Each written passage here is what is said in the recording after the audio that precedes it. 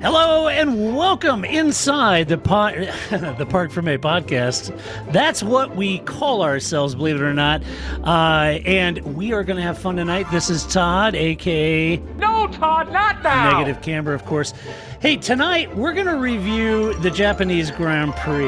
And before doing that, I do have to introduce my guest, because he knows a lot more about racing than I do, being a professional and all that stuff. But you know who this is. Ripped from out of the wasteland. He's bad, he's beautiful, he's crazy. Hello, everybody. This is Paul Charles, the International. Damn right it's Paul. Paul, how you doing? That's right. I'm good. Paul, very important to note, and I think we need to be transparent. We need to be transparent up front on this podcast. We did not overspend on this podcast. I'm just going to tell you. Far from it. Far from it. Yes. If we did, this podcast would only be 30 minutes long because it'd be so much faster. Yeah, it'd be 37 minutes long and 28 laps is all we'd cover. That's how we roll. Strict. We're hell bent for rules. That's right. We love rules. Yeah, that's and right. Transparency. And transparency, apparently. And not spending money. And not spending money because we don't have any to spend. That's the problem. Yeah. Imagine what we could do if we were monetized. It'd be amazing, the stuff. Would be. I think about sometimes, Paul, not to get on a segue, but I think about all of the content we generated years ago. That was, people are like, hey, we should do this now that Formula One's popular and we do this. And it's like, wow, we did that, And so I'm not bemoaning everything. It just means to tell me that back then when we were having all these brilliant ideas, we were in the right direction. Yeah. We were in the right direction. We were just ahead of our time, maybe, huh? Yeah. Or really behind our time. Yeah. Wasn't there a time we were actually trying to get Zach involved? Yeah. Yeah, remember that? We had semi-serious conversations. We did, yeah. Had conversation with Bob Varsha and everybody else. Yes. Ooh. Back in the day, in the halcyon days. Yes, in the halcyon days before, the world turned upside down. Paul, let's talk about the Japanese Grand Prix, shall we? Yeah, the sprint race. I loved the fact that they just did a sprint race this weekend. It was a sprint race. Changed it up, That's what it was. It turned into a Japanese sprint race. The sprint race we didn't know we had scheduled for the Japanese Grand Prix weekend. Yeah. Shockingly, that's what it turned into. So up front, let's set the table, shall we? I thought we'd set the table for this podcast and this race by first getting the big chunks out of our broth, out of our Japanese Grand Prix broth. The dirty laundry, let's show it off. Yeah, let's get the big rocks out of the way, and then we can go through and talk about the team. So let's talk about what everyone is talking about. It's all the controversy. Nicholas Latifi in the points. No, that's not what we're talking about. I jest. All right. So let's get... kids, I proved you wrong. That's right. Points. I deserve to be an F1. I scored points. Damn it. All right. So let's get the obvious out of the way. Pierre Gasly was handed a penalty for driving too fast under the safety car and eventually the red flag. That's one issue. And the penalty that they gave him is punishment for doing so. Mm-hmm. But it really is a separate issue from the much bigger issue at hand, which was that there was a recovery vehicle, a tractor, on track before all the cars had made it back around to the pits or back around bunched up safely at speed behind the safety car. Mm-hmm. And in this case, they had the red flag. So they, ultimate would have been everybody into the pits, but even if they didn't red flag that, and some were saying, well, they should always wait until they're safely back in the pits. Well, that doesn't apply at every race. They should all wait until all cars are safely bunched up behind the safety car. Right. Right. Then once you have that situation, then you could bring the recovery vehicles out. So especially in these conditions, having the recovery vehicle on track, my gosh, clearly it brought back memories of 2014. So, but one thing I did is I was curious, Paul. I went back and I watched Pierre's onboards, and the team didn't tell him anything about a recovery vehicle or a tractor on track. And to be honest with you, I don't think they had any idea that there was one out there. Well, I mean, yeah, they should have known. the stewards of the meeting are supposed to inform the teams via voice if they have a voice, or by communications, text communications on their board of information that they're constantly getting, I'm sure. And so the teams should absolutely be informed. Usually the stewards would say, there is a slow vehicle on track at this turn. Please use extreme caution in that area. Because, in most races now, we have the yellow flags, we have the catch up to the pace car. They want you to catch up to the pace car, as you said rightly. So that gives a much longer gap of no cars going by, so the marshals can clean up the mess. They don't want everyone coming in and out of the pits and catching up, and etc. So, I don't know what communication they got from the FIA about that vehicle on track, if any. And if they did get it, then shame on them for not passing on to Gasly, because that's their job. Well, that's what I was wondering. Did the team tell them that? And if they didn't, which I on his onboard anyway, there was no radio message that I heard from the team to Pierre to tell him that there was a recovery vehicle on track. Right. And then it got me thinking, well, did the team know? Right.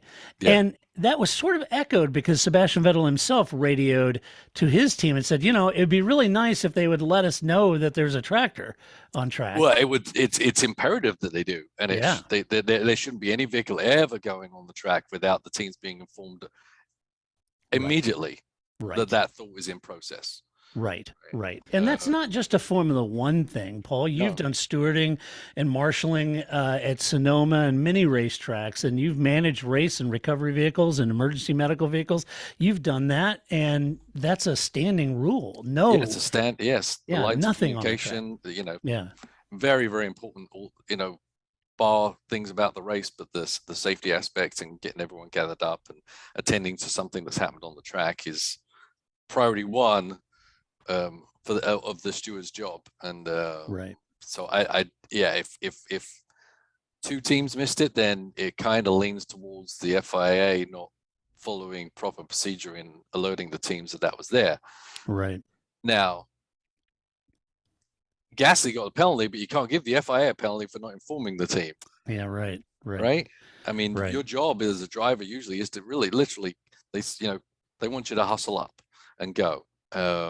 In the rain, obviously, it's a bit dicey. You don't know when you're going to hydroplane, so you have to keep your speed as low as possible to be safe. But in turn, they're a Formula One driver and they're used to going at much larger speed. So I'm sure whatever speed it was, I looked in the camera, it didn't seem absurd to me, but it is an absurd speed if there's a safety vehicle at the edge of the track. Yes. Yeah. Right. Let's unpack that just for a second, because I think it's a really important point that I know better to go look at social media right after something like this. It's just a mind vomit.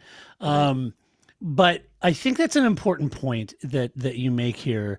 And I don't want to overplay this, but if this was a dry race on any other given race, if there's an accident, safety car comes out, the cars that are coming out of pits or whatever, they do want to hustle quickly to get on the back of that safety car pack. Right. And that is standard operating procedure. Had this been a brilliant, sunny, dry day, warm weather at Japan, he would have been hustling it.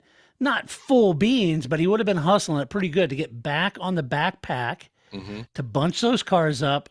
And then the marshals come out, extricate the vehicle, and then they restart, right?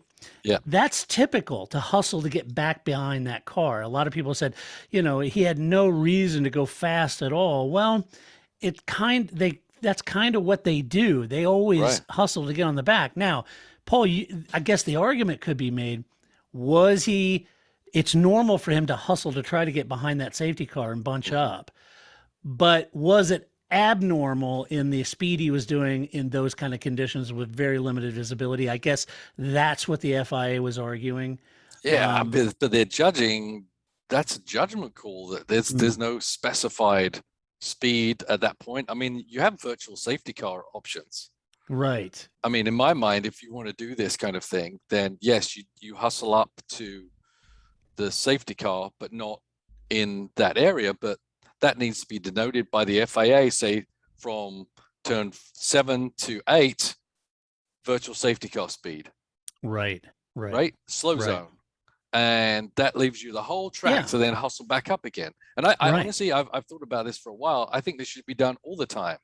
I agree. Whether it's in the dry or in the wet. Obviously visibility was awful there at that point. Well, and you bring up a brilliant point, and not surprising because you're an IMSA in sports car, but this has been solved by them by the slow zones. Well, IMSA don't have slow zones, but yeah. But you know what I'm saying. You're in GT racing, and WEC does, and you're familiar with it, and you know how it works. Yeah. And so in those cases, they could easily do that by sector, right? In Formula One. So if the crash is somewhere in sector 2, then sector 2 is the slow zone. Right? Yeah, absolutely. And that would be easy enough to do. And to minimize a driver catching up with a safety car at speeds that perhaps are unsafe for conditions, right? Right. So having said all that, boy, the Sky Crew took a lot of incoming hate when Johnny Herbert, Paul, and Karun suggested that part of the blame for the whole situation was on Pierre because he was driving too fast. And I'm kind of thinking, well, it may have been, but fair point. Again, like we discussed, he's trying to catch up the safety car in the pack. He just put on that new front wing and full wets, and so. But irrespective of Pierre's pace, the bigger elephant in the room is the recovery vehicle that should not have been on the track in those conditions at that time, because it's the very thing that caused the tragedy in 2014 with Jules Bianchi. At the same track. And Jules Bianchi was a very close friend of Pierre Gasly, so it was obviously it rattled him to his core. Yep. As it would anyone, right? Very personal, yeah. Yeah, very personal, right? So from that perspective, Paul, having worked a lot of races, a lot of tracks in your day, where did you see the error on the tractor on track? Do you think it was just a breakdown? Is your hunch? Let me ask this, because we don't have definitive data, and the FIA's ham-fisted. They kind of came out and kind of pointed out Pierre going quickly, but didn't mention the tractor. And then like 3 hours after the race, they kind of said, well, we took some, feedback from drivers, and we're going to have a full investigation. But what's your hunch on that? Was that? My hunch is it's certain members of the team go to every race, but at every race you're also dealing with locals, and we've seen it before, many times before, where the local marshals, whatever, kind of do things on their own recognizance. Maybe it's communication breakdown. It's not like they're all together for a whole year. They're together for like 3 days to try to put on a Formula One event. So communications can break down. Things can be misinterpreted. And some things they'll do, marshals would do normally for their normal racing series, do not apply to Formula One race, but their instinct would be to do what they normally do. Sometimes. Right. So that's what I feel it must have been. The communication breakdown before the FIA, obviously you should never send a vehicle out there. They know that, but they can't control someone who's in a marshalling stand that decides to drive a truck out, or who's in control of that station, making that decision on the assumption that they're doing the right thing. Yeah.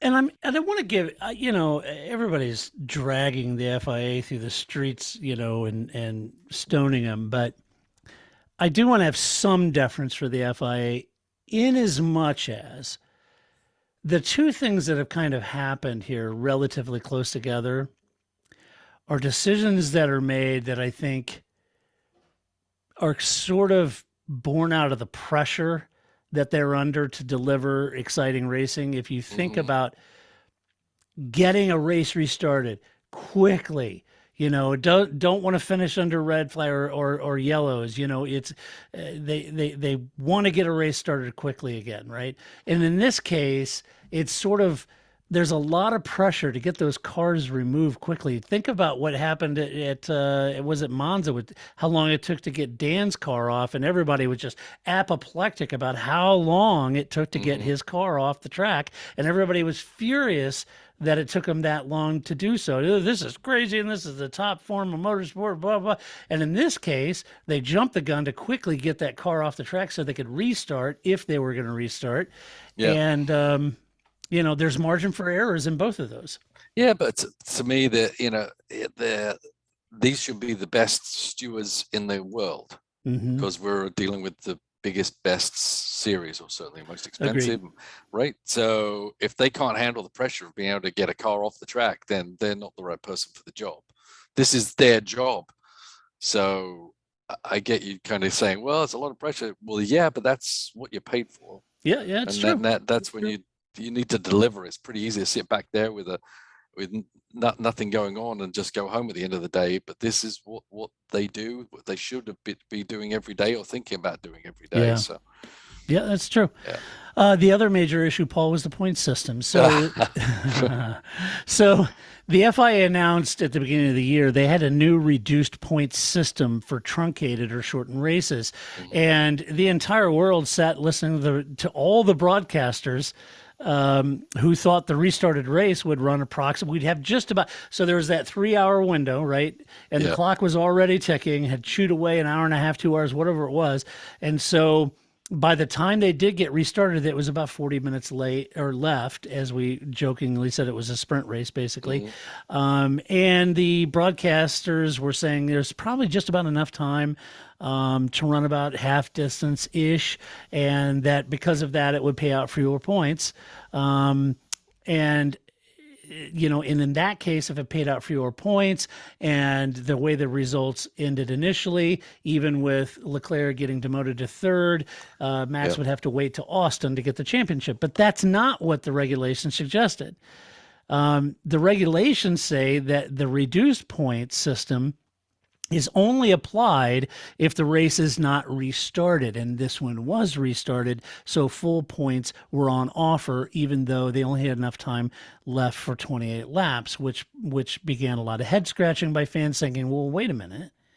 Yeah. What if there was only time left for 8 more laps? Would that be full points? The letter of the regulation would say yes. Yeah, if it was 8 laps, which they were thinking, okay, well, wait a minute, that isn't right. And people were saying, oh, even Christian Horner said it's a mistake. Well, that's what Christian was alluding to, not that giving Max the title was a mistake. He was saying that, the wording of that's a little weird. Yeah, and I read a little bit about this, and the teams were involved in the wording of this document. Right. And everyone looked at the document as saying something different than it actually said, and I think the FIA were kind of handcuffed to do exactly by the letter of the law, because God knows if they don't, then there's going to be Armageddon again, right? So even though the teams interpreted it one way, and the thought behind this paragraph or page in the rules was supposed to do something different, it didn't as it was written, so they had to stick with as it was written. But it was a big fat mess. It was a big fat mess in communications for the teams not understanding, with the commentators not understanding and not being clarified by the FIA. Although I guess I read somewhere that the FIA were actually showing the points as it was going, showing it as a full points race, but maybe no one paid attention. I don't know, but the communication behind it was terrible. In general, I'm not just blaming the FIA for this. It's the whole situation was just bad, and it just, him winning the world championship was kind of like, I did then. Yeah, it's a bit of a shame, because it muted his title-winning race celebration. That would, it's one thing to win the championship by squeaking through in fourth, and that's enough points. But when you dominate a race and come home and cross the finish line and win, it just kind of takes some of the stuffing out of it. Yeah, it certainly does. Yeah, because don't I know it, right? But it's everything can take the stuffing out of you. So it was a very muted celebration. It wasn't a world championship celebration as we're used to, and all to do with this whole situation. So it's unfortunate for sure.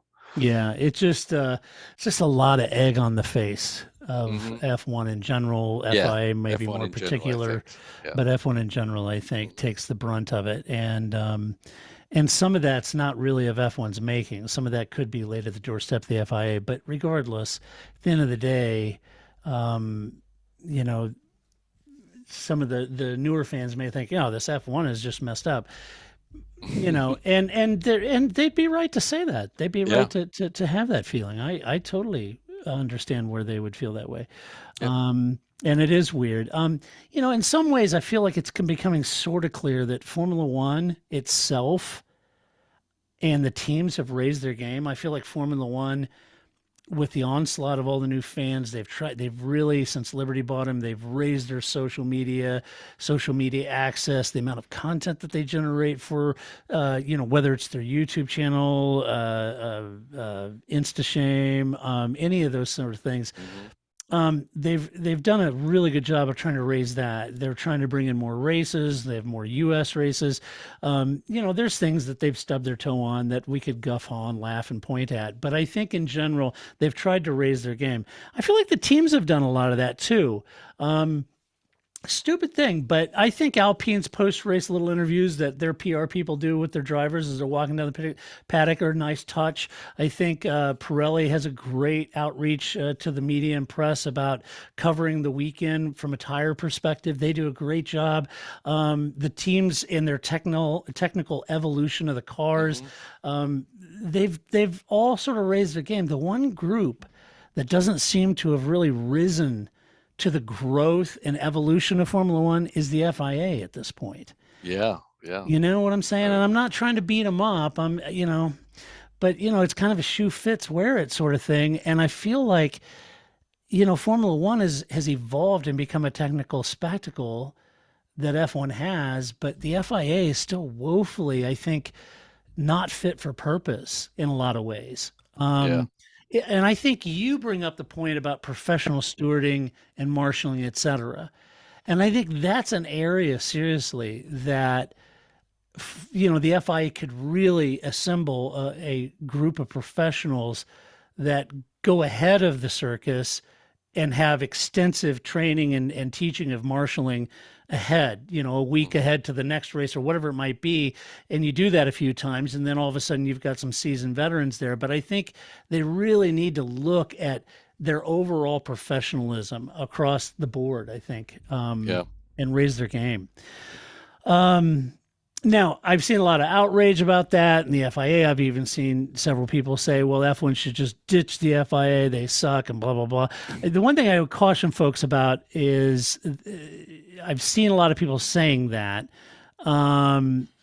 but that isn't an option legally, folks. And I would refer you, if you're newer to Formula One too, I would refer you to Max Mosley's biography to get a real clear understanding of how the FIA is positioned legally for all motorsports in Europe and beyond.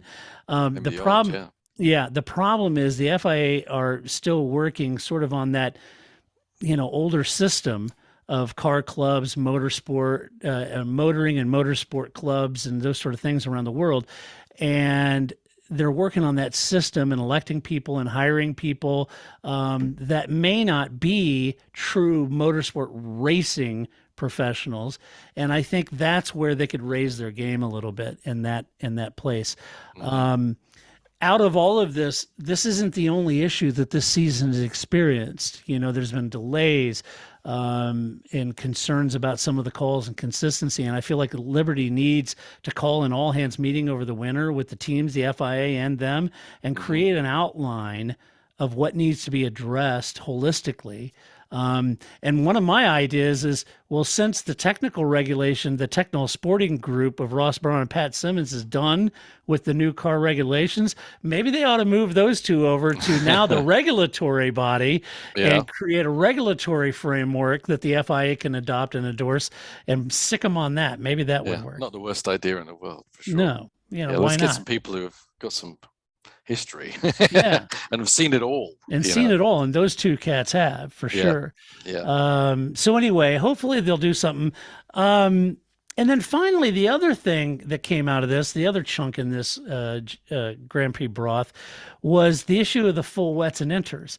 And it brought up this question of if the full wets are 4 seconds slower and not fit for purpose, and no one wants to race on them, and they immediately want to switch to inters, whether the inters can handle the conditions or not, then that needs to be addressed, I think. Jensen stated that pretty clearly when he was commenting. He said, well, wait, also you got to factor in these new cars with ground effects. They're going to throw a lot more spray up, and so are the big 18-inch wheels, right? So they're going to be throwing a lot more spray up during the race. And it's one of those F1 things, Paul, where they're so pragmatic in their approach. They don't sometimes think about the knock-on effects and the multiple permutations of what a regulation change could have, all the way down to viewers or team strategy. But that was kind of, I mean, how do you see the wet tire thing? I think Pirelli are at fault here. The wet tire shouldn't be that big a spread between the wet and the inter. It really should be a lot closer judgment. It seems it fails so badly unless it's in monsoon conditions, which, as you pointed out, they won't run in anyway. Right.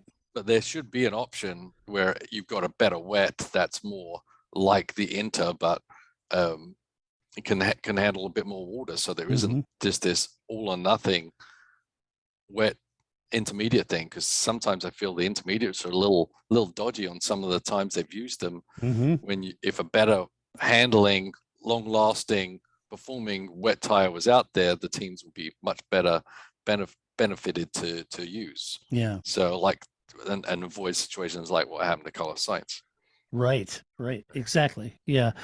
So I think maybe that's a point that came out of this. So we had the recovery vehicle on track, you had Pierre speeding, you had this issue with the point system, and then these tire issues, and all of this stuff. You kind of take one on its individual terms, kind of like, oh, that's kind of challenging. But when you add it all together, it makes kind of for a bitter stew. It's, shambolic comes to mind. The word shambolic. There you go. The Irish shambolic. Yes, the shambolic. The whole shambolicness of it. Anyway, all right, let's jump into the review, shall we? All right, let's start off at the top of the grid. Red Bull, Sergio Perez P2, Max Verstappen P1. Max didn't have the best start, giving Leclerc a sniff at the lead on that initial lap, but he held firm, kept his foot in it, Paul, went around the outside of turn 1 in torrential conditions. It just told me he had absolute 100% confidence in that car.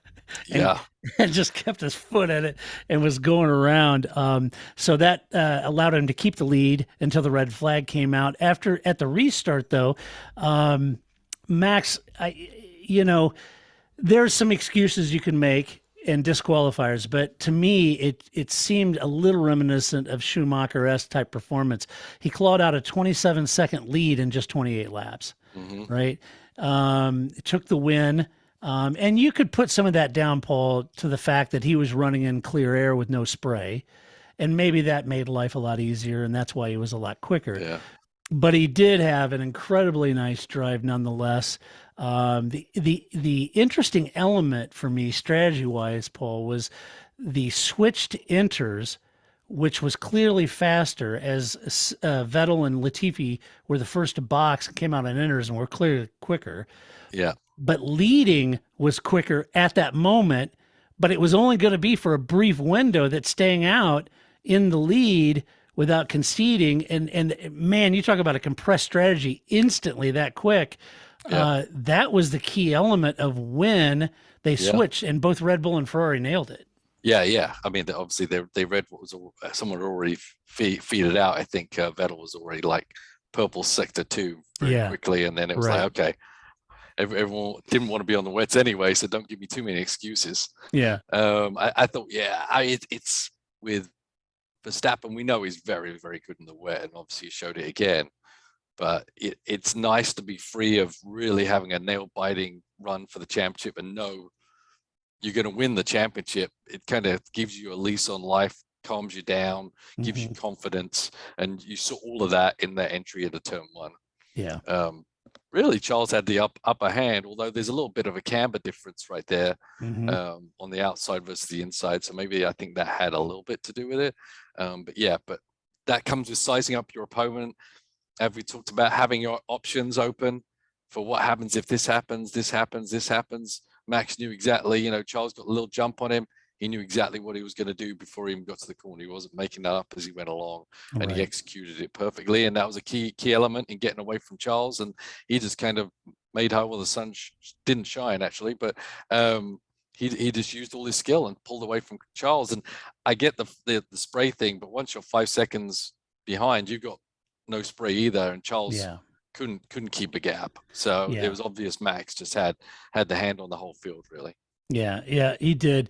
He wins his second world championship after the points debacle was figured out. It was almost towards the end of the post-race driver interviews, and Johnny had to pull him back and said, "Oh, by the way, you're world champion." Everybody looked around and said, "Really? Yeah. Oh, okay." And Max was still in the cooldown room. He still didn't believe it. No, I didn't get it. And they were like, "It did get it?" You know? Yeah. And the funny part was they had this little special room for him with like this really nice red chair for him to go sit in. And he goes and he sits there and nobody's in there with him. And he's just sitting there by himself. Everybody, including JB, are in the cool down room chatting it up. And he finally says, "I feel really lonely. Can I come out of here?" It's a little odd. Yeah. But anyway, wins his second championship. It did it at the home of Honda. And even though it was a muted, the new engine partner, who was always their engine partner, who left F1 but didn't quite get out of the. They're like, well, at least they didn't make the same mistake twice of just leaving and not coming back and then having to start over from scratch. They're like, yeah, maybe we didn't make that right decision. You know, let's make up with that old girlfriend, because I think she was pretty good in the first place. Well, they should have learned from that when they bailed out in 2009 and sold the team to Braun for $1. Yeah, you know, and then Braun goes on to win the world championship, and then Honda comes back. And, you know, in fairness, gets the hell beat out of him by McLaren. And I knew that was always going to be a tenuous relationship.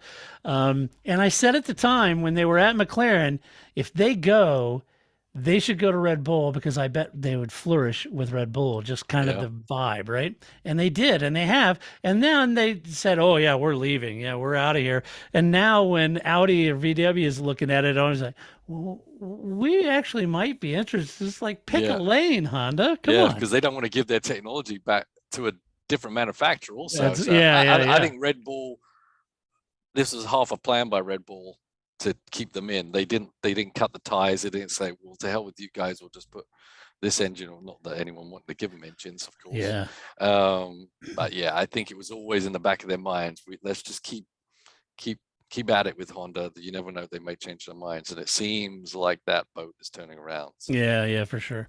Yeah. So let's see. The reason Max won the title was largely in part to Sergio Perez, Paul, who hounded Leclerc on the last lap on worn front tires and forced that driver error that saw him cut the chicane, garnering a 5-second penalty, dropping him to third because it paid full points. That made Max the champion. Great drive from Sergio to second place on the heels of a terrific win in Singapore. And now, Paul, he's second in the Drivers' Championship. Yes, he is. It's a good place for him to be. He's got every right to fight for that now. Max can kind of back him on his run to second in championship, perhaps. Right. No, I don't think that's actually. I don't know that he will. That's such a noble charter by any measure, but I don't know that Max. Yeah, I don't know, and I don't know as Perez actually needs it, quite honestly. So, a great drive by Perez. Did once again. He's back on the horse in supporting the team and doing exactly what the second driver of that team is there to do, and showing himself apart from all the other people who they brought in and tried to do that thing for Max. So it's a powerful driver pairing, and I know Perez is like, well, when am I going to get my chance at World Championship? Well, I don't know if that will happen, but at least he's in the best car on the grid, so he's going to win some races. Yeah, exactly. All right, let's talk about Ferrari. Charles Leclerc was P3, Carlos Sainz a DNF. Tough day for Carlos, who spun and hit the wall on the first lap. And, Paul, I ended up seeing a fan video of it online, who was sat just across right where he hit the wall. Okay. That was a bigger shunt than I thought it was initially. Yeah, it was a big fast part of the track. Yeah, it was a pretty heavy shunt into the wall there, so I was glad he's okay. Because of all that energy, you could see why the hoarding and everything just, came out. So anyway, he was out of the race. Charles had a better start than Max, had a whiff of the lead. Max's pass, had a terrific pass on the outside. We talked about it. Turn 1, kept Leclerc behind him in second place on that first lap. Charles held station really in second, losing time to Max and Sergio, ultimately losing time to both of them. His front tires were starting to lose a lot of grip, really struggling to to stay within a shout of Max, couldn't hang on to him, and then later struggled to keep Sergio behind him, and ultimately ran wide at the chicane on the last lap, gained an advantage. According to the stewards, came back out in front of Sergio, and this garnered a 5-second penalty and demoted him to third place.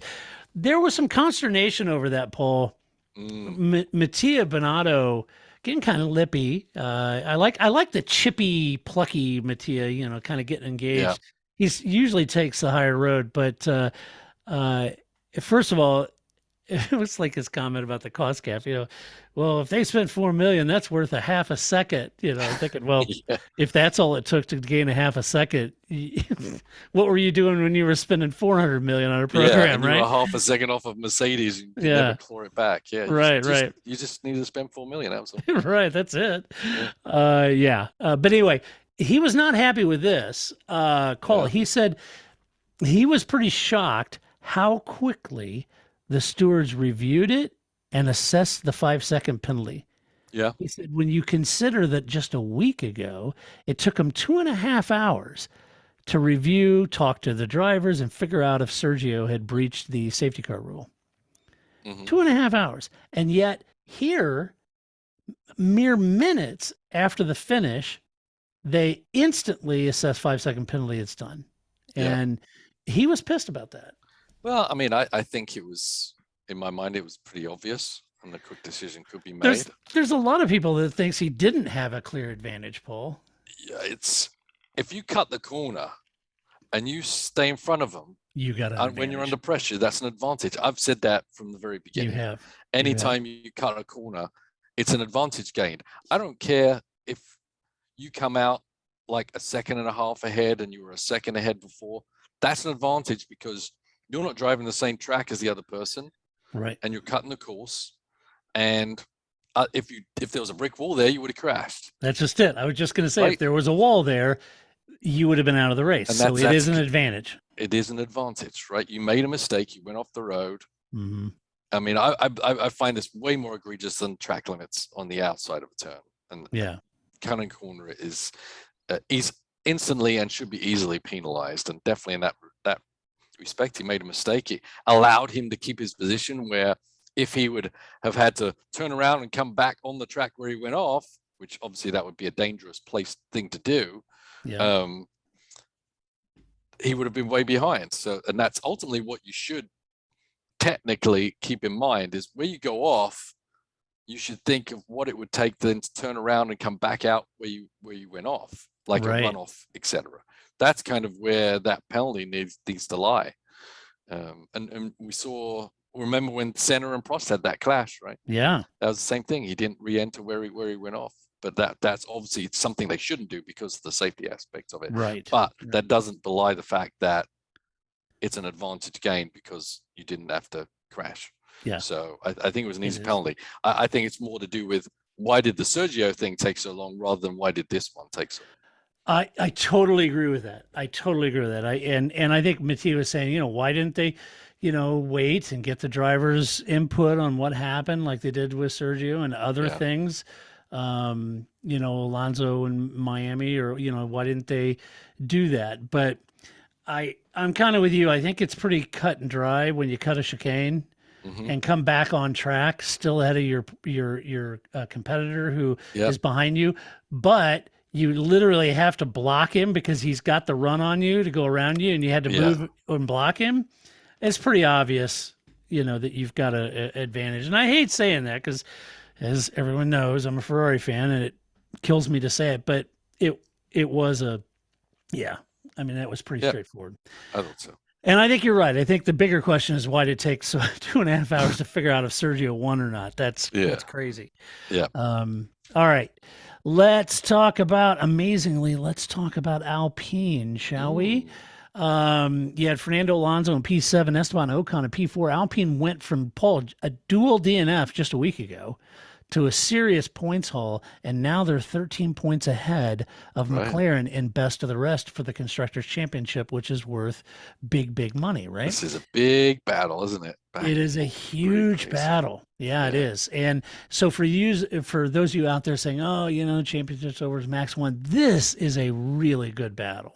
So you have a lot to look forward to in the next 4 races of just watching Alpine and McLaren battle it out. Is going to be very interesting. And again, like I said, it's worth millions and millions of dollars to these teams. Ocon, for my part, Paul, had what I feel was one of his best, if not the best race in F1. Had a very staunch defense against a 7-time world champion while nursing degrading tires. Finished a terrific 4th ahead of Lewis. And Lewis was hounding him for much of the latter part of the race. I mean, throwing everything at him. And I think it was just a terrific job by Esteban to hold him off. Yeah, it really was. I loved it. And I get that. No DRS. No DRS. And we've talked about the DRS kind of took away the art of defense. Yep. And this was a classic, extremely entertaining 0-0 draw, so to speak. It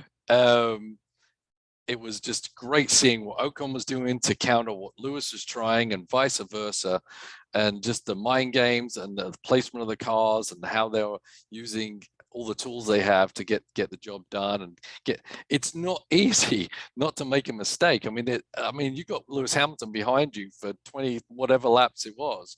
Yeah, it's not easy not to make a little mistake that gives him an opportunity. I get that the Mercedes didn't have the straight line speed, but Lewis Hamilton knows how to pass the car. For sure. So I think it was great. I think it was a fantastic battle. I loved it. Yeah. And I don't want to overplay this. Really, I'm not trying to be heavy-handed here, but don't miss that nuance in Formula One, because that's the excitement, right? I was chatting with a buddy in Europe earlier this morning, and he said, "Oh, I mean, it was a good drive by Ocon, but if they had DRS, Lewis would have been." That's the point. That is the point. You're thinking of it completely backward. It shouldn't say, well, yeah, but if it had DRS, it'd be, well, of course, because you got 10 mile an hour more speed, and that would have turned into a nothing burger, and he would have just blown by him and it been over. But yet what we got was lap after lap of fantastic racing. And to Lewis, you and I were talking about it before the podcast, I absolutely loved seeing Lewis, a seasoned veteran, a master in the rain, apply all of his skills. Did you see all the different lines he tried and found grip at, and really trying to take the fight? And there was some pretty creative efforts on Lewis. I loved seeing that side of Lewis. It was incredibly fun. I mean, and he equally, he did. And equally, watching Esteban put on a defensive battle, holding off a 7-time champion, which is no easy feat, was thrilling as hell. I was on the edge of my seat watching that. Is he going to get him? Is he going to get him? That's what you and I grew up with. Right. That excitement of, is he going to get him? Oh my gosh, Rather than, there he is. There he goes. Yeah. So I understand Lewis didn't get by him. If you're a Lewis fan, you were hoping for DRS. I get that, but the fun of it is to watch that happen and to see that unfold. And it just so happened, poor Lewis just didn't have the straight line speed to get by him, which created this imbalance that kept him so close in a great battle, right? Yeah. Don't miss that nuance, because that's what Formula One is. That's why it's exciting. Even if you were a Lewis fan at home, you were probably on your edge of the seat. Come on, get by him. It's that excitement, right? Right, and that's what DRS took away. All those moments, there could have been a lot more in these past 10 years or whatever. I understand that sometimes races can be boring, but I get that. I really feel, that this kind of showed, what we actually miss when we don't have DRS. Yeah, totally agree. So like I said, I'm not trying to be heavy-handed or overplay it with you guys, but I found myself just really excited about that, and hell, I'm a Ferrari fan, and I'm really excited watching Lewis and Esteban go at it. It was just brilliant fun. Really was. Yep. Fernando running very well. Stopped late for inters, clawed his way back to P7, taking George Russell pretty much at the line there, getting by him and taking P7. A good move on him. And in a lot of ways, this is kind of, you and I have talked about this, about how disappointing Renault's return has been, about how long it's taken them to get to where they are now. But this is kind of where you wanted to see Renault and Alpine, Yeah. Right there, best of the rest, knocking on the podium, right? Yeah, I mean, we still want more, but yes, we do. It's been more consistently, and I think the driver pairing is working out great. Yeah. It was fun to see Alonso. I'm sure even if Alonso had stayed on the tires he had and finished up 7th, he is way happier. The fight that he had to come back through to get there, and it really did in the end give him more potential to actually earn a spot. But even though it was a lot of hard work to do that, I think Alonso just enjoyed the heck out of those last 10 laps. I'm sure he did. Yeah, for sure. Let's see. Mercedes, Lewis Hamilton, P5, George Russell in P8. Lewis, again, in my estimation, had a really good race. Started behind Ocon. That's where he finished, but there was a lot more to it, and a lot of excitement. Both Mercedes did actually show pace in the wet kind of on Friday. So there was a little hint that maybe if it was a wet race, they wouldn't do too bad or too poorly. But the Achilles heel there is that straight line speed, and that was evidenced by that battle between Lewis and Esteban. It just couldn't happen. And like I mentioned, ultimately DRS would have made that a different story. But to be honest, that battle between them and watching Lewis take all the impressive lines trying to unsettle Ocon was a lot of fun. You could see that veteran racecraft in him coming out, in the rain. Paul and I have talked about it. Paul, you've talked about it on numerous podcasts about when it rains, about how every lap you're hunting for grip, right? Yeah. And the grip is else in a different place every lap too. Exactly. Yeah. You said that, the grip, was there on the last lap. It's not here now, and you could see where Lewis was hunting for that grip, trying to find an edge. It was great fun. Yeah. And you see some of that duck and dive is also trying to get the aero back on the car. Sometimes you compromise your entry or your exit a little bit.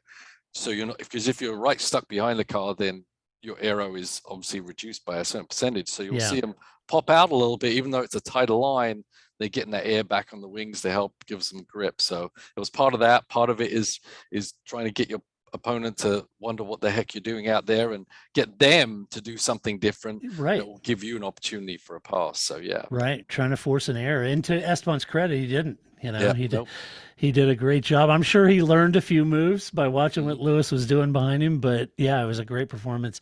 So I thought it was a good race for Lewis up in P5. It really did. I think they were lucky it was a rain race. I think they had no pace in the dry. Yeah, I agree. So they were struggling, I think. So they were very happy for it to be wet. And oddly enough, this was not the track for them. And, they obviously put a lot of downforce in the cars to give them the grip and give them that pace, and maybe got the equation just that little bit wrong, where it was just way too draggy on the straightaway. So right. Well, George wasn't happy. He wasn't happy with the double stack pit stops. Felt like he lost quite a bit of time there. To be fair, I was thinking about that, and I kind of went back and looked at it. I think the team knew what Red Bull and Ferrari knew. They knew that there was this micro window of time to stop from the front of the pack for enters and still cover the midfield who were recovering through the pack on enters, right? And there's that brief micro window of time. And I think even though George was upset, I think the team at least felt like he would have lost more time had they kept him out just one lap later than he would have stacking and getting him out at the same time as Hamilton. Yeah, it's hard to know. You get the stopwatch out. I understand what he's saying. I'm not sure how the math works out. Obviously, because when you do the double stack, you tend to back off a little bit just to give yourself a little room, so you're not stopped and then have to restart. You want to flow right into the box, right? And so there's some time loss there. And is that more or less time loss than doing an extra lap on the wets? Russell's interpretation was that was the wrong move, and it well could have been, but I think it was a close run thing probably. I think so too. But also, a very busy pit lane, and you can definitely get hampered very quickly and lose seconds with being stopped while everyone, if you are finished at the wrong time and there's other cars going by in the pit lane, you can't get released. So in my mind, it would have been a better option to let him go round one more lap, considering that it's not like it suddenly turned dry. I think that would have lowered percentages of time loss rather than the double stack and being in the pits when everyone and their father is in the pits. Yeah. I think that's, in fairness to George, I think he's not 100% convinced, and I think he's pretty much saying kind of what you're saying was, we need to go sit down, look at all the data, look at the timing factors, and really kind of understand, because I think he felt like they threw away time there, and he would have been higher up in the order had they did what you just said, which is stay out of the lap, come in and put on the enters. He felt like they had enough pace to absorb that. And he may be right, but I think it's something they'll probably have to look at. Yeah. So anyway, regardless though, George went to work, had in a mighty way, I might add, by passing Tsunoda and Latifi at the S's, Paul, at turn 6. Yes, which is a very creative and very impressive place to pass. Not a place that most drivers think they're gonna be passed. No, even the Mercedes team were passing that information on to Lewis. Yeah. To try and get around Ocon. And here's the shame of it. George had to get on the radio and compliment himself because the team didn't even say, "Oh, nice pass." Yeah. What? I would have been on there and say, "Hey, great move on 6. Yeah, that's awesome," And so anyway, George, like I said, still isn't happy. Thinks there's room in the margins with the strategy, and they'll look at it and see what they can learn. But that's how Mercedes finished. Let's talk about Aston Martin. Lance Stroll in P12, Sebastian Vettel in P6. Sebastian hit Alonso at the start. Spun dropped him to the back. But despite that, Seb and Latifi were the first to gamble on the enders. They dove in immediately, and that paid serious dividends as he finished well up into 6th place.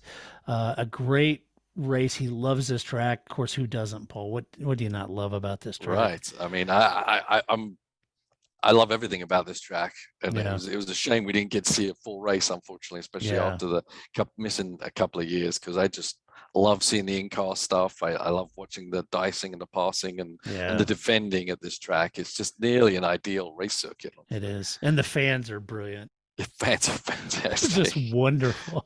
They are. Yeah. They are so deep in. Yeah. That's what I can say. And they are not just, I'm buying a T-shirt and then walking in. That if they've got their Lando mask on, they are like Lando all the time. All the time. What's Lando doing today? It's great how behind they are. Yeah, I love the Japanese fans. They're just brilliant. They're wonderful. So a great result for Seb. He loves that track, and a great P6 from him, and a great recovery drive, really. Great qualifying too. Good qualifying too in Q3 top 10. So great weekend on balance for him. It's unfortunate about Lance. He had a terrific start, Paul. He tucked up right against the pit wall. He saw that strip of drier pavement, took advantage of it, passed a bunch of cars on the very front, but unfortunately, it was an incredibly brave move.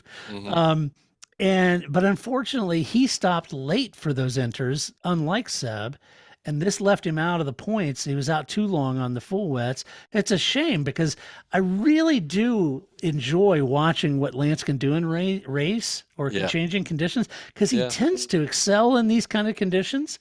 And I think that's a neat part of his racecraft.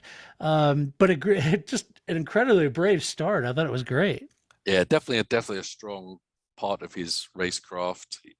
Obviously we're not 100% convinced he's a top level driver, but in these conditions, he definitely can go mano a mano with anyone. He can read the track and sniffed out some grip there right up against the wall. I mean, hats off to him for doing that. Right. Yeah, it was a great start. Let's see. Let's talk about Williams.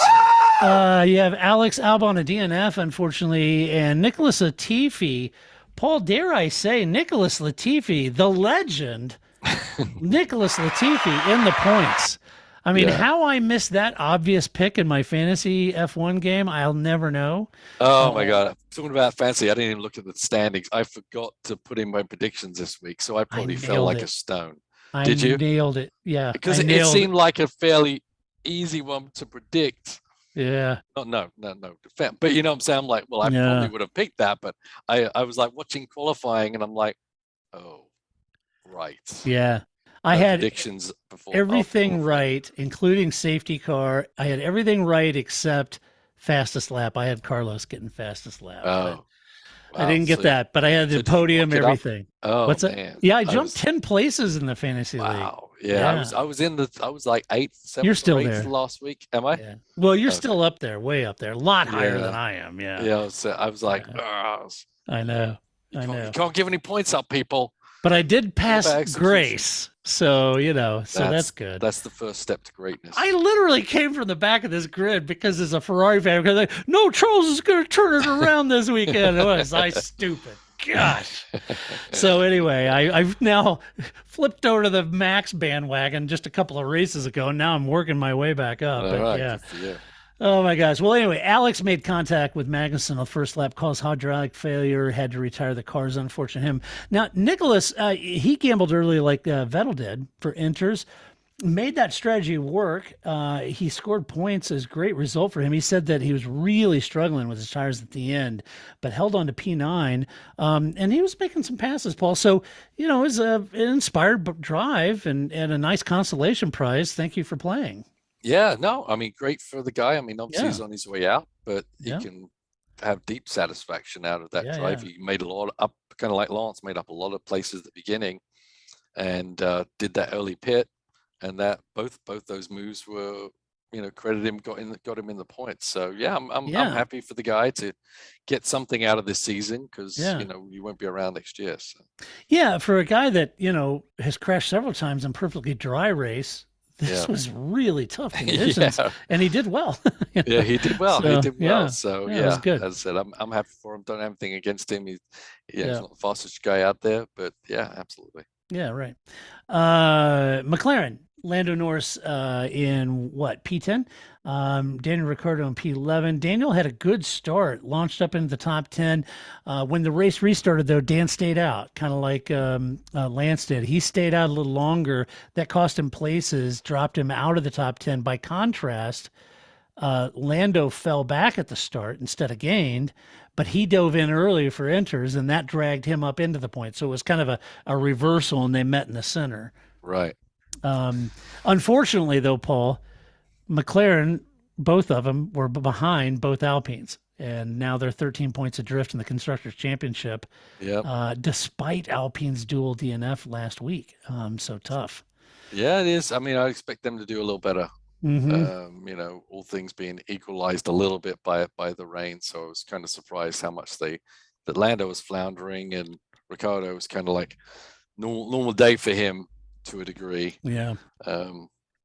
So yes, I think probably they're very disappointed in their finishing results here. Not something you'd expect, or that they have the position to give up those points either with the Alpine battle. Right. AlphaTauri, Pierre Gasly down in P17, Yuki Tsunoda P13. Pierre had a hoarding, an advertising board from Sainz's crash wrap around his front wing. He dove in for a new wing, got a full set of full wets, fresh set. This dropped him well down in the order. And, it was clear during that stoppage. He was pretty rattled, very upset, understandably so. By the recovery vehicle on the side of the track. I think at some point, when he was talking, he's a little more measured and calmed down from that. But, that gets under your skin, and that's kind of tough. But once he dropped down after that stop, it was tough to make it back up and finish in P17. So a tough weekend for him. Yeah, mentally, obviously, with Jules being one of his best friends. Yeah. Going away the way he did was, I can't imagine you can get that out of your head during the race. So I think he was very happy to walk away from that track this weekend, considering the circumstances. Yeah, imagine if you're Pierre, watching your friend go off track and go underneath a recovery vehicle, a tractor, which ultimately he passed from.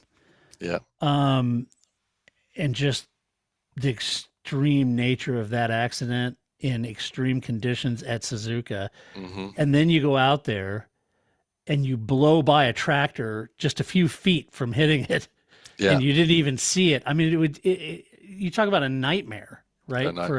Because your best friend or one of your best friends just passed away from that. So, brutal. Yeah, brutal. They were all on edge. The AlphaTauri drivers this weekend for some reason. Yeah, a lot of issues, lots of shouting, lots of swearing.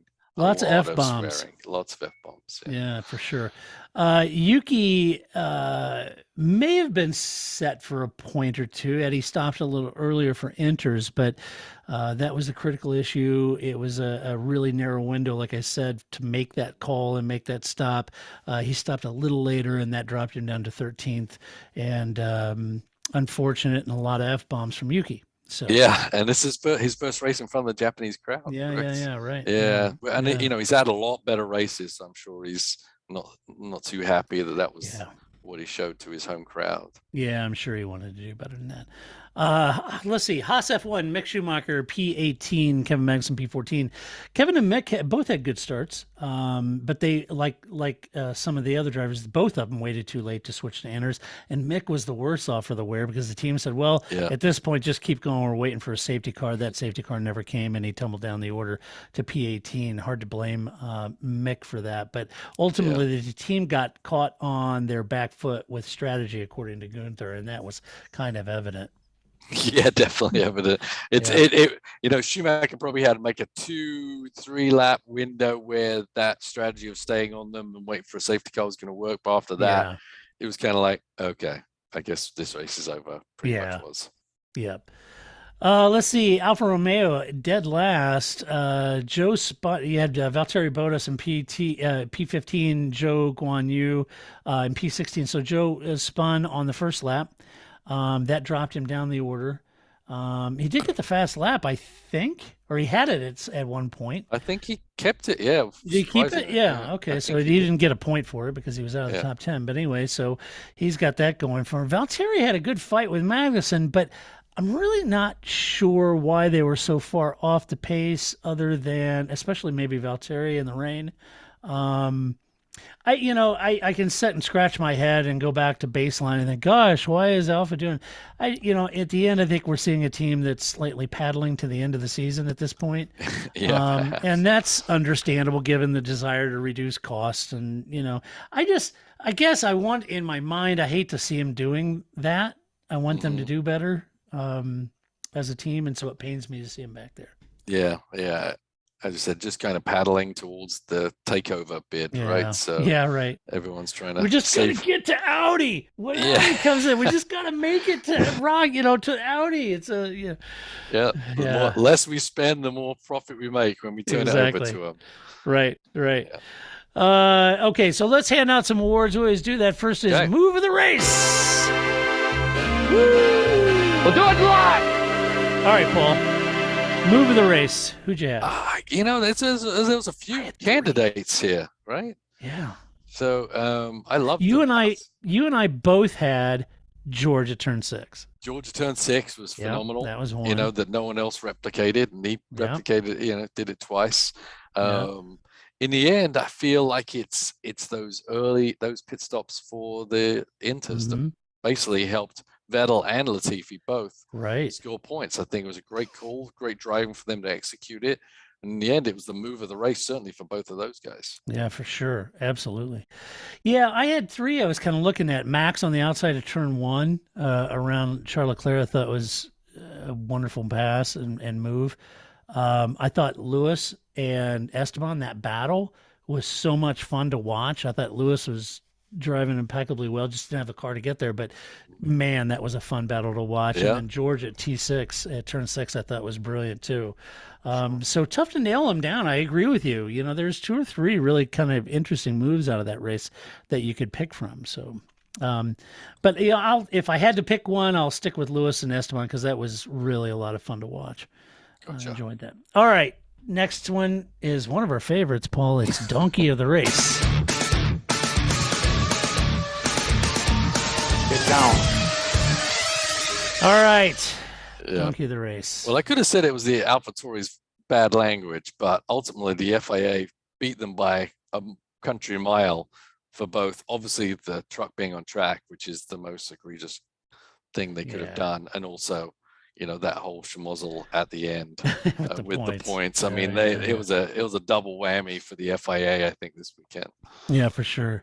Yeah, so AlphaTauri sounded like Seb in Mexico or wherever that was. they did all weekend long. I know they did. What the F and these brakes and this, it's like, whoa. Some angry customers over there. For me, I had FIA too, Paul, for sure. All right, then finally we do drive the race.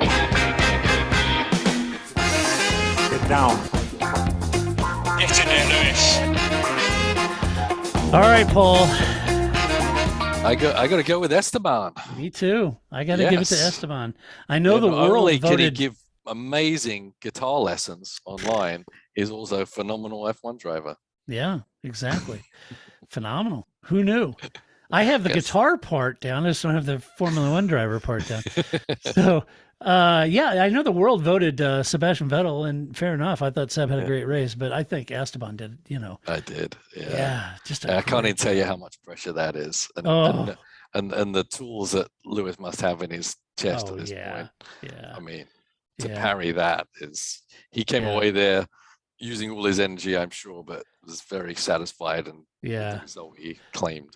Yeah, he wasn't holding off Latifi or Yuki or Joe or he's holding off Lewis Hamilton, which is no easy feat by any measure. Lewis has got more tricks in his bag of racecraft, and it was tough. So I think if you've gone and defended and held on without running off the island while Lewis Hamilton is breathing down your neck, you've done a pretty good job. Yeah. I would say. Yeah, I wouldn't want to be in that position. No. Trust me. All right, let's do some mailbag real quick. You've got mail. First up, Miles asked this. It seems that when condition warrants wets, the race gets red flagged until inters can work. Yes. Do you think that wet tires will ever be used in race conditions? I love wet races, but it seems the thing of a past because of probably rightfully, safety concerns, etc. What would it take to get them back? Well, as we kind of talked about, it's Pirelli making a better wet tire, honestly. Yeah. The Remember, Paul, they had the monsoon tire? Yeah, the monsoon tire, right? Yeah. Why don't they do that? If it's really, really wet and you need a tire, you can make the monsoon tire, but the full wets are more competitive. Yeah, they've got to be closer in speed to the intermediates. That's the only answer to that, really. Yeah. So it's like, I don't know. Well, the FIA actually letting them race in the rain and not just in damp. Right. Yeah, exactly. Stop waiting for just damp tracks and let them race in the rain. We used to. What are you, against safety? So I don't know, Pirelli. You have engineers that design tires. Go do it. I don't know how to do it. Yeah. But I think that's a good place to start. Also, Mike says, so you're on a partly dry track with inters. How do you figure out when you can make the slicks work? Is it governed by the wettest corner or something else? Well, it depends how wet is the wettest corner. Yes, to a degree, but the driver has a big game to play here, because even if it's a wet corner, as long as it's not a puddle that you have to drive across, you can evaluate in your head how much time will I lose here versus how much am I going to gain in all the other turns. Mm-hmm. So the driver is doing those equations. I know the team throw their input in there, but as we know, every lap, the track changes. And every time you went through turn 9, you come around, when you're approaching turn 9, you're calculating in your head, okay, how has the weather been? Is it sunny out? Is it wind blowing? How am I've got to make a guesstimate of how this corner changed from a minute and a half ago. And that's what you're constantly doing. And you're measuring that, you're kind of seeing how the wetness is coming in from the edge of the track, at a rate. You're also eyeing up other cars on the track and seeing how they're going through that corner before you get to it. That's a big help. And even if there's places where there's water running across, there's a fix for that, where even on slicks, if you just keep the wheel straight and you don't have any acceleration throttle, you can have constant throttle, you can get through those places and then let the grip on the other side of that patch catch you. I know you've been to Sonoma, and I don't think you drove it in the wet, but boy, is that a track where you have to use all those skills. You would. You have to know the track. You have to know, how it behaves as it dries, where the wet spots are, because sometimes there's slick spots, but you can find the dry if you know the track, or you can find the extra grip if you know where it's at. So it's got a lot to do with the driver, the feedback, and the vision a driver has and experience to do that. So I can't tell you there's a definitive moment where it should be obvious to him, because it's really not.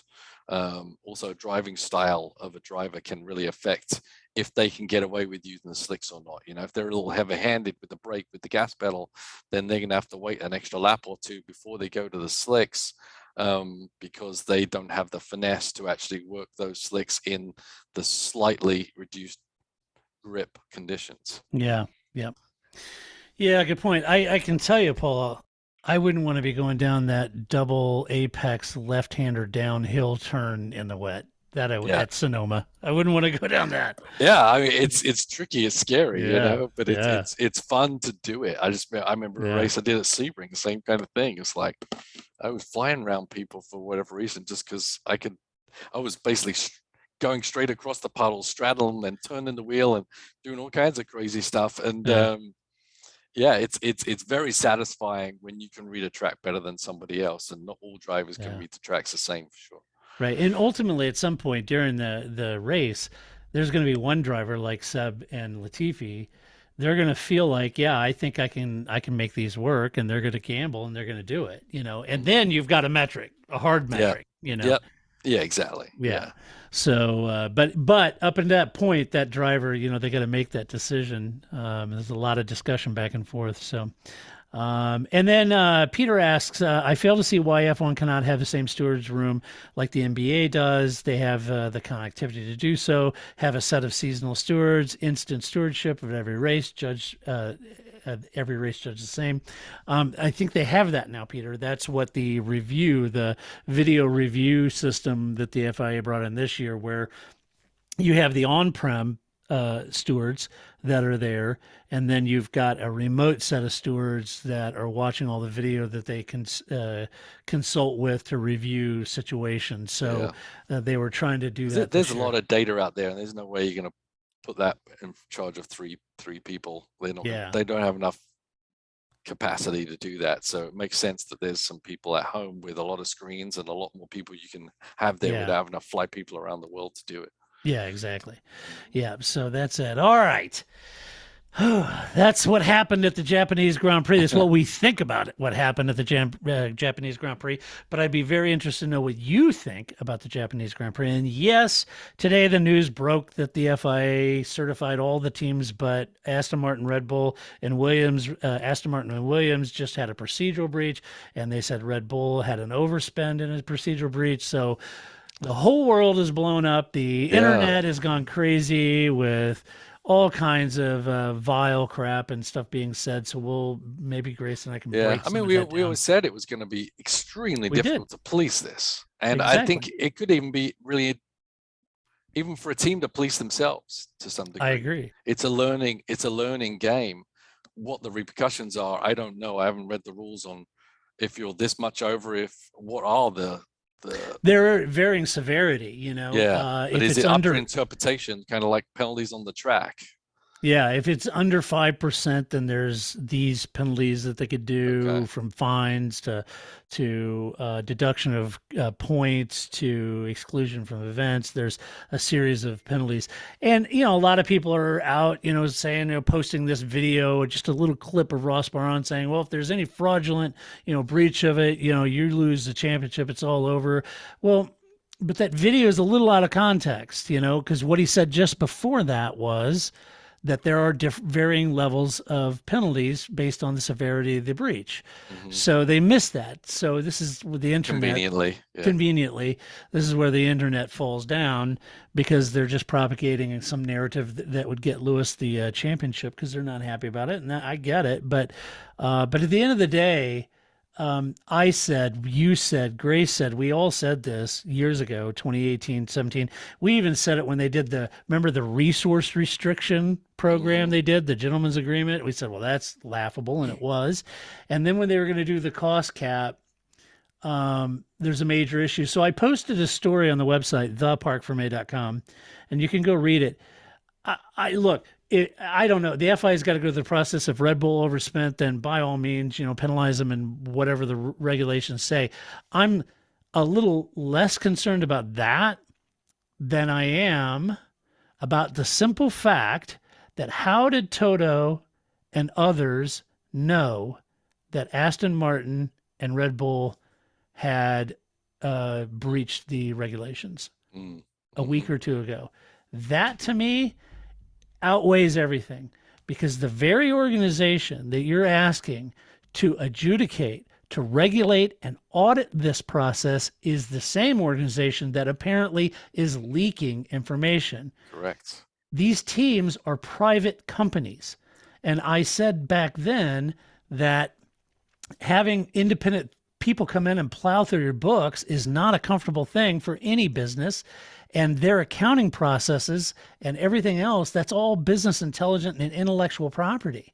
And so if someone is leaking stuff to Toto, and a lot of allegations are his personal attorney now is a very high, he's old buddy.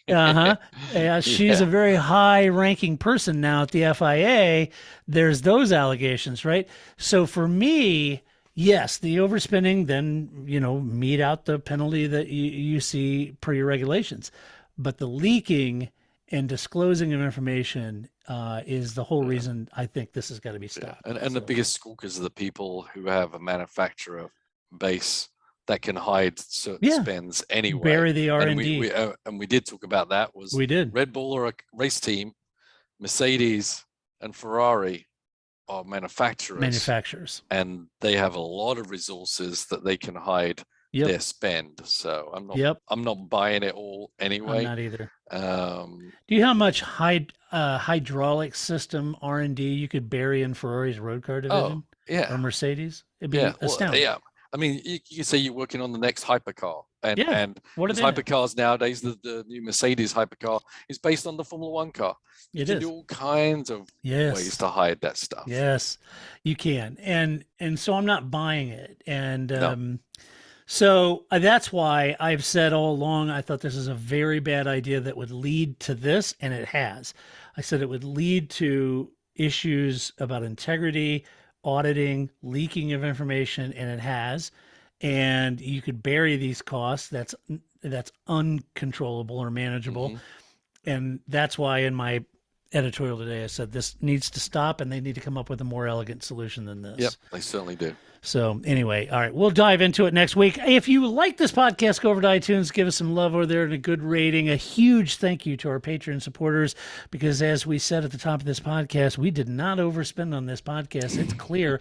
I had somebody give us obvious. It's obvious. Picture for crying out loud. I know. I had somebody give me a bad review the other day. They said, "Oh man, this just, it just feels like they're pulling it out of the closet, and there's so many other F1 podcasts out there. They need to get different sound bites and so." And it's like, dude, you're right. There are a lot of other F1 podcasts. Go listen to those. I'm sure all of them are better than ours. Realize we don't overspend on this podcast. We all have day jobs. It's a fan podcast, and that's the intent. So our patrons are huge elements of our support here, and we can't thank you enough for that, because without it, we could not do this podcast. So thank you so much for that. Also, I think that's it. Also, we'll be back. I got to find Grace. It'll be interesting to get Grace's take on this, as well as the Japanese Grand Prix. I'm sure she'll have some wonderful Gracisms that come out of this, and we'll talk about that. And until that time, Paul, it's been awesome having you on the podcast. We're going to come back in a couple of weeks and talk about the U.S. Grand Prix. Ooh, yeah, I might be able to hear track the sounds you were of their, just at. Yes, I might be able to hear their engines from my house. How do you like driving that? It's good. Yes, you great. like it? I mean, yeah. How tough are the S's? I mean, they're tough, but it's a rhythm thing for sure. Mm-hmm. But I'd love to attack it in a really fast car. Yeah, yeah. I mean, I've been at it in a Ferrari street car, but Yeah. in a proper car, that's where you're really gonna. Yeah. Yeah. Yeah. That's interesting. Yeah. Get your teeth in. You and I haven't talked about it. I know you've driven it before, but and more times than Danica Patrick. Yeah, just getting into it's all about setting the S's up at the beginning, coming out of 2, getting the vehicles straight and flat, and get the car in the right attitude and speed, so you can carry more speed into the S's but still have the grip to change direction and get the hell out of there. But yeah. If you've never had Paul teach you how to do S's, I am a very blessed guy because I have, and we did it in an R8. But it is so cool, the art of driving and how to attack those S's. And I was the S's at Sonoma. I did the S's at Sonoma, and I was going through them like this, and Paul was like, "Okay, wait a minute, time out, tough guy. Okay, here's how we do the S's. This is how you do this, because once you screw up on the first S, it carries through the whole thing. You're toast by the time you get to the end of it." Yep. And I was like, "Run!" And so anyway, yeah, he showed me how to do that. It was awesome. Great time. Good so times. Anyway, it was a good time. So anyway, all right. Well, we'll be back with Paul to do the U.S. Grand Prix next week. We'll be back, Grace. Until that time, this is Todd, a.k.a. Negative Camera, saying so long. That's it, man. Game over, man. It's game over.